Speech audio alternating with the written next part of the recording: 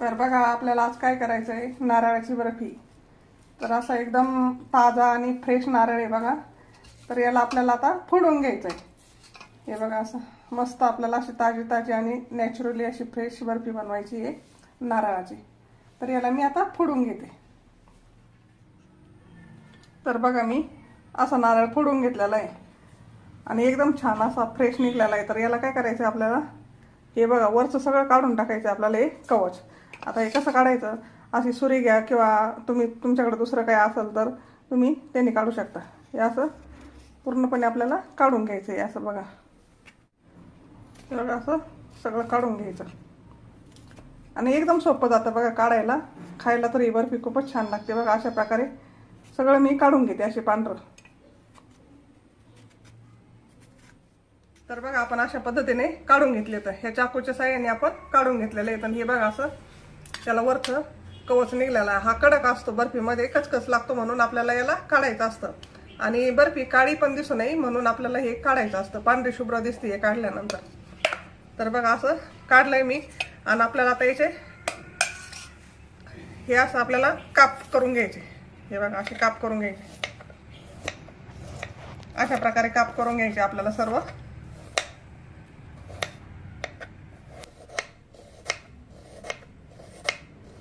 आता हे काप करायचे आपल्याला, जास्त पातळ पण नाही करायचे आणि जास्त जाड नाही करायचे, मध्यम करायचे बघा. तर हे सर्व काप मी करून घेते.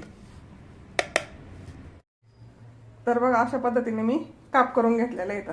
आता असे छोटे छोटे काप करायचे आपल्याला, जाड पण नाही पातळ पण नाही, मध्यम. कारण का आपल्याला हे मिक्सरमध्ये बिंगून घ्यायचे.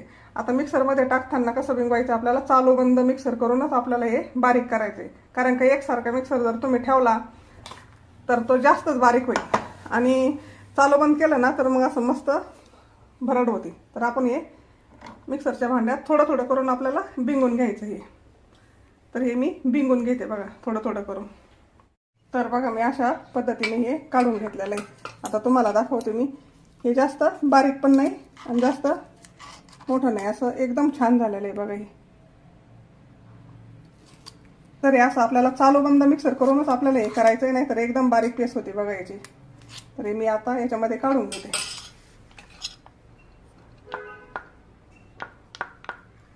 तर आपल्याला अशा पद्धतीने आता सर्व करायचं आहे बघा या पद्धतीने. तर बघा आपण पूर्ण सगळं असं बारीक करून घेतलेलं आहे. आता ही जास्त बघा असं भरड झालेली याची, एकदम बारीक पण नाही मोठं पण नाही, अशी भरड आहे. तर आपण आता याला पुढं कसं करायचं ते बघू. तर बघा हे आता 2 वाट्या आहेत.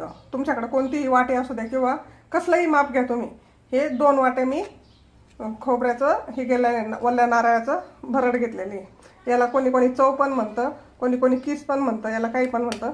तर ही 2 वाट्या आहे बघा. तर आपण आता कढई ठेवूयावर. बघा कढई ठेवलेली आणि गॅस एकदम लो आहे, बारीक आहे एकदम. तर त्याच्यामध्ये आपल्याला 1 चमचा तूप घालायचं आहे. तूप तुम्हाला आवडत असेल तर तुम्ही जास्त टाकलं तरी चालेल. तर मी 1 चमचा घातलेला आहे. आणि आपल्याला हा चव नारळाचा टाकून द्यायचा याच्यामध्ये. गॅस आपल्याला एकदम बारीक ठेवायचा आहे. मस्त याला असं हलवून घ्यायचं आपल्याला. गॅस जास्त मोठा नाही ठेवायचा.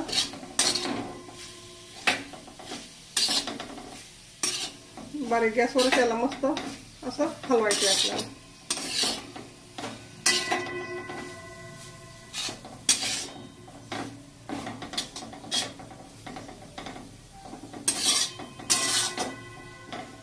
आता याला काही जास्त वेळ आपल्याला भाजायचं नाही किंवा फ्राय करायचं नाही किंवा लाल होऊन द्यायचं नाही.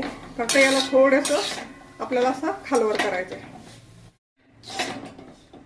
तर बघा असं थोडंसं आपण त्याला हे करून घेतलं सुकं, म्हणजे जे आपण नारळामध्ये मिक्सरमध्ये करतो आणि पाणी सुटतं त्याला, ते थोडंसं आपण पाणी कोरडं केलं आहे याच्यामध्ये. तर आपलं 2 वाट्या नारळाचा चव म्हणल्यानंतर आपण 1 वाटी साखर घालणार त्याच्यामध्ये. तर तुम्ही कमी पण टाकू शकता. तर आपल्याला याला आता असं हलवायचं. गॅस आपल्याला एकदम बारीकच ठेवायचा, अजिबात मोठा करायचा नाही. आता याला पण आपल्याला थोडंसं चांगलं मॅच करायचं.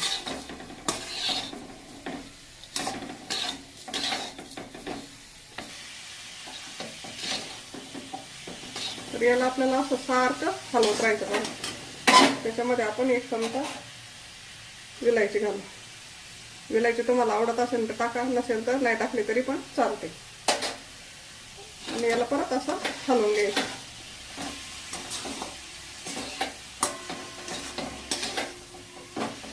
आता याचं तुम्हाला कसं बघायचं, याच्यामध्ये असं घ्यायचं बघायचं. याची जोपर्यंत अशी गोळी बनत नाही ना तोपर्यंत आपल्याला हे हलवायचं. याची आपापाशी गोळी बनती चांगली. अजून झालं नाही, थोड्या वेळ अजून हलवायचं आहे आपल्याला.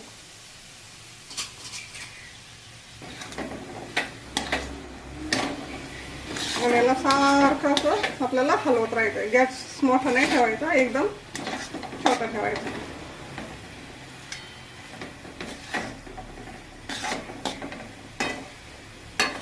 हे असंच आपल्याला याला हलवत राहायचंय सारखं.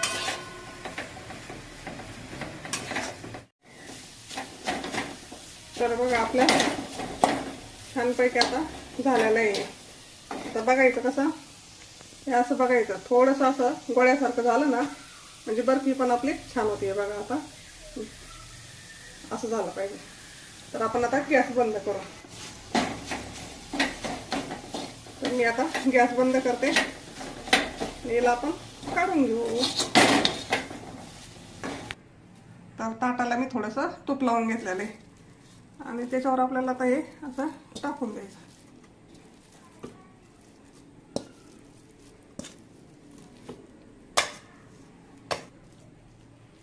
आता त्याला असं करून घ्यायचं आपल्याला थोडंसं. खायला तर एवढी सुंदर लागते आणि एकदम नॅचरली बघा फ्रेश नारळाची बर्फी अशी.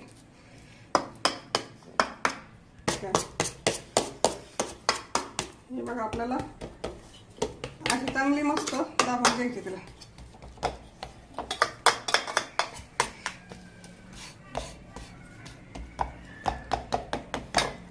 आता याला आपल्याला रात्रभर जरी ठेवली ना तुम्ही सेट व्हायला तरी ठेवायची, पण याला फ्रीजमध्ये नाही ठेवायचं. बघा अशीच वरती राहून द्यायची. 4-5 तासानंतर पण तुम्ही याच्या वड्या पाडू शकता किंवा तुम्ही रात्रभर पण ठेवू शकता. हे पहा अशा पद्धतीने करून घ्यायचे मस्त.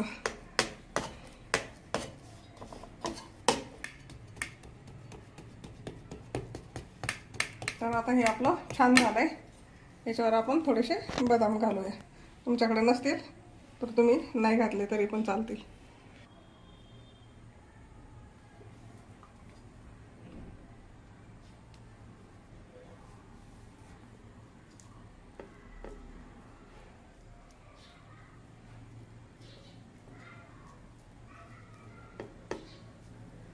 तर याला आपण 5-6 तासच ठेवून देऊया.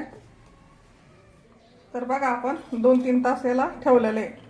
आता मी तुम्हाला सांगितलं तुमच्याकडे वेळ जर नसेल ना तर तुम्ही रात्रभर पण याला ठेवू शकता. पण मी आता 2-3 तासामध्ये काढलंय. मी पूर्णपणे असं गार झालेलं आहे आपलं. तर याच्या आपण वड्या पाडून घेऊ आता.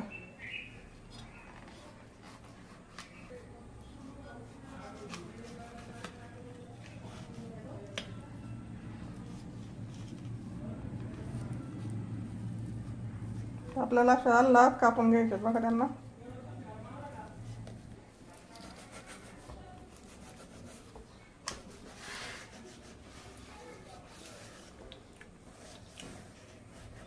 अगदी 2 वस्तूपासूनच बघा एकदम सोपी आणि साधी आपली. याला तुम्ही बर्फी म्हणा किंवा वडी पण म्हणू शकता.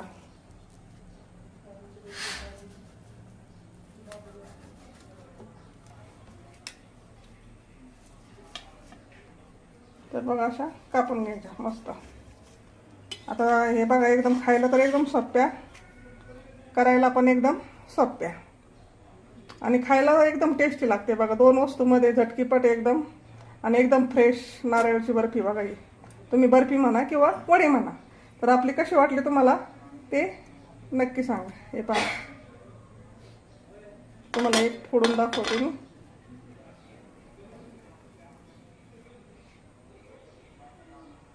एकदम अशी खुसखुशीत आपली नारळाची बर्फी. तर कशी वाटली ते नक्की सांगा.